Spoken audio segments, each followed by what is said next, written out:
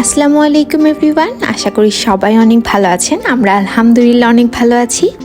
আপনার যদি ফুটফুটে একটা মেয়ে সন্তান থাকে তাহলে আমার মনে হয় একজন মায়ের কোনো সঙ্গীর প্রয়োজন হয় না। একইভাবে কোনো বাবার যদি তার একজন মেয়ে সন্তান থাকে আমার মনে হয় তার আদরের কোনো অভাব হয় না।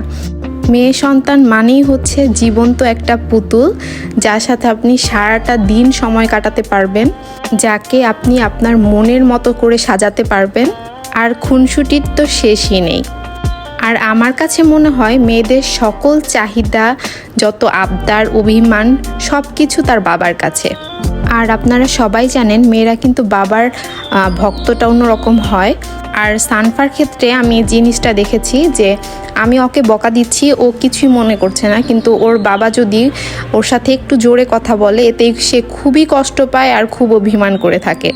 আর আজকে কিন্তু তার কথাতেই আমরা বাইরে গিয়েছিলাম।